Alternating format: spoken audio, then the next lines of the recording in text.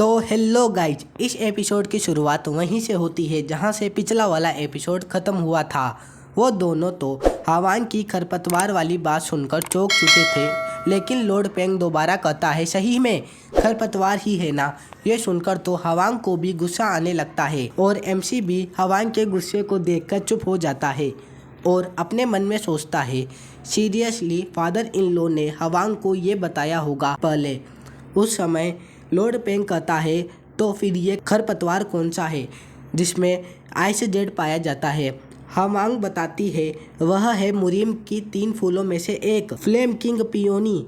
वह lady नामगोंग Seoul है जो नामगोंग फैमिली की डॉटर है। मैंने सुना है उसके पास आइस जेड है, लेकिन उसे इसकी विशेष आवश्यकता नहीं है। फिर मेल लिजार्ड एमसी के साइड में आकर एमसी से कुछ कहने लगता है अपनी भाषा में, जिसे देखकर हवांग पूछती है कि यह क्या कह रहा है। तो एमसी कहता है मुझे लग रहा है कि ये हमसे जल्द से जल्द उत लिजार्ड का इलाज करने को कह रहा है। तो अब हम बातचीत को आगे बढ़ाते हैं और उत लिजार्ड का इलाज करते हैं। तो हवांग भी कहती है चलो करे सोरियोंग, अरे लिजार्ड का इलाज भाई इलाज। फिर एमसी लिजार्ड के क्यों के अंदर उसे देखता है और उसे क्यों से बाहर निकाल लेता है। उत लिजार्ड को देखकर हवांग कहती है मैंने सुना है कि छिपकलियां अपनी पूंछ काट सकती है, तो इसकी पूंछ के साथ इतना बुरा होने पर भी इतने इसे क्यों नहीं काटा। तब एमसी कहता है ये सच है, लेकिन सभी लिजार्ड एक जैसी नहीं होती। ये सुनकर हवांग भी कहती है ओह क्या ऐसा है। फिर एमसी बताता है जब कोई लिजार्ड अपनी पूंछ को काट लेती है तो उसे ऑटोटोमी कहा जाता है और ये उस लिजार्ड की नस्ल पर निर्भर करता है। कुछ नस्लें स्वयं अपना अंग काट सकती है लेकिन दोबारा उगा नहीं सकती, परंतु कुछ नस्लें ये दोनों ही कर सकती है और कुछ नस्लें तो ये भी नहीं कर सकती, इसलिए आपको इनकी नस्ल का ध्यान रखना होगा। फिर एमसी लिजार्ड की पूंछ के हाथ लगाता हुआ कहता है एक बार मैं जांच कर लूँगा तो मैं फ्रैक्चर प्लेन की तलाश करूँगा। ये सुनकर हवांग भी कहती है फ्रैक्चर प्लेन। तो एमसी समझाने लगता है कि लिजार्ड की पूंछ कहीं से भी अलग हो सकती है, लेकिन वास्तव में ऐसा नहीं है।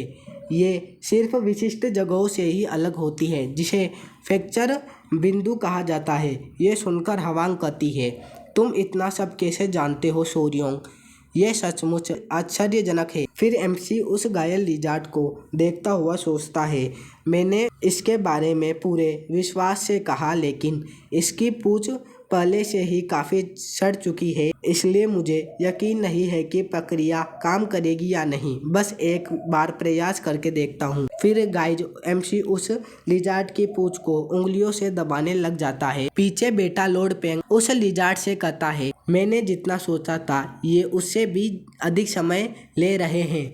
ये सुनकर वो लिजार्ड लॉर्ड पेंग से अपनी भाषा में कहता है कि उस घायल लिजार्ड का स्वास्थ्य कैसा है। फिर उनके पीछे से एमसी आता हुआ कहता है सौभाग्य से सब कुछ ठीक है, बस इसे अच्छी देखभाल और ध्यान की आवश्यकता है। ये सुनकर तो वो लिजार्ड भी खुश हो चुका था। एमसी उस लिजार्ड से कहता है अब ये ठीक है। साइड में खड़ा लॉर्ड पेंग एमसी को देखते हुए अपने मन में सोचता है जितना अधिक मैं देखता हूँ उतने ही आप अधिक प्रभावशाली लगते हैं यंग मास्टर। फिर हमें बताया जाता है इलाज के बाद वो सारे ही ध्यान रखने के लिए उन दोनों के पास रुके। फिर हमें कुछ दिनों बाद का सीन दिखाया जाता है। एमसी आता हुआ कहता है हाय गाइज। तो वो मेल लिजार्ड भी एमसी को देखकर खुश हो जाता है। एमसी उन दोनों को देखता हुआ खुश होकर अपने मन में सोचता है मेरे पहले वाले जीवन में तो मेरी पेट एक कैट थी, परंतु अभी के जीवन में मेरी पेट एक विषैली लिजार्ड है। और एमसी उस बीमार लिजार्ड को देखता हुआ कहता है ऐसा लगता है कि उस बीमार लिजार्ड ने भी ताकत हासिल कर ली है, तो लगता है कि अब हमारा बाहर जाने का समय आ चुका है। ये सुनकर तो वो लिजार्ड भी निराश हो चुका था। फिर एमसी उस लिजार्ड से कहता है हम हमेशा के लिए नहीं जा रहे हैं, हम तो सिर्फ कुछ समय के लिए बाहर खाना लेने के लिए जा रहे हैं, तब तक तुम उत बीज की ऊर्जा का संरक्षण करो, ठीक है। तो वो लिजार्ड भी अपनी भाषा में एमसी को कहता है हाँ ठीक है। तब एमसी हवांग से कहता है तो चलो वापस टांग क्लेन में चले आइस जेड को ढूंढने के लिए। फिर टांग क्लेन में आने के बाद एमसी ने पेट्रियाज को काफी कुछ जानकारी बताई थी और टांग क्लेन में भी काफी कुछ समाचार आ चुके थे। उनमें से सबसे बड़ा समाचार था ब्लड कल्ट का।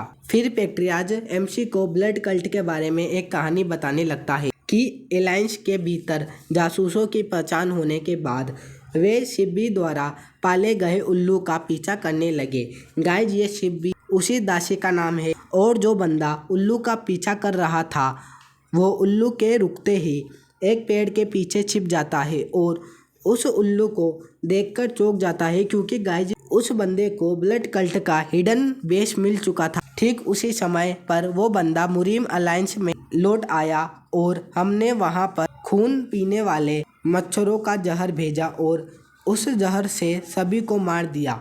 इसलिए अलायंस लीडर ने हमें धन्यवाद पत्र भेजा है।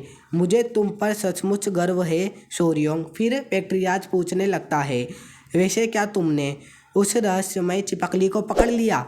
शायद मुझे इसे स्वयं जहरीले जीवों की प्रयोगशाला में जाकर देखना चाहिए।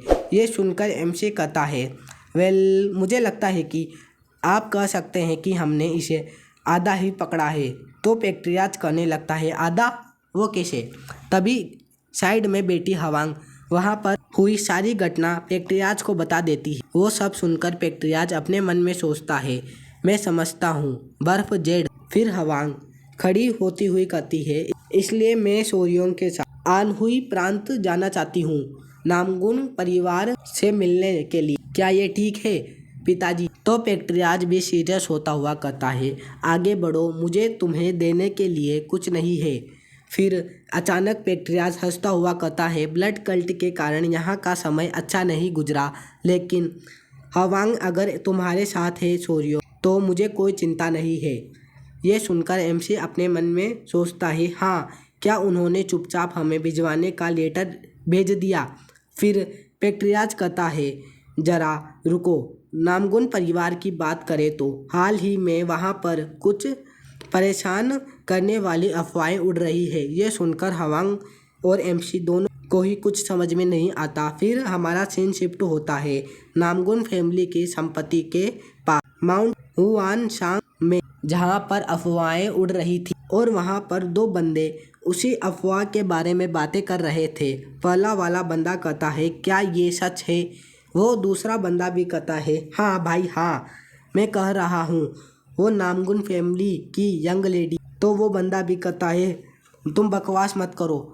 तो दूसरा वाला बंदा कहता है, अगर ये सच हुआ तो तुम थोड़ा सोचो तो सही। और उसी समय एक बंदा उनके पीछे आकर गिर जाता है। उसे देखकर वो दोनों भागते हुए उसके पास जाने लगते हैं और वो उसे उठाते हुए कहते हैं, होश में आओ। उसी समय वो बंदा जोर जोर से हंसने लग जाता है। गाइज, आप उसकी हालत देख ही सकते हो। उसकी तो नाक में से खून निकल रहा था, लाइक ओटाकू फैंस की तरह। और ये देखकर तो उन दोनों को कुछ भी समझ नहीं आता और वो उसे उठाकर ले जाने लगते हैं। उसी समय एक लेडी उन दोनों को ही पेड़ के पीछे छिपकर देख रही थी। फिर हमें उस लेडी के पास एक स्पाइडर को दिखाया जाता है और हमारा यह एपिसोड यहीं पर ही एंड हो जाता है। गाइज, न्यू चैप्टर अभी नहीं आए हैं तो उनके आते ही मैं उन्हें भी एक्सप्लेन कर दूंगा। Okay, bye bye.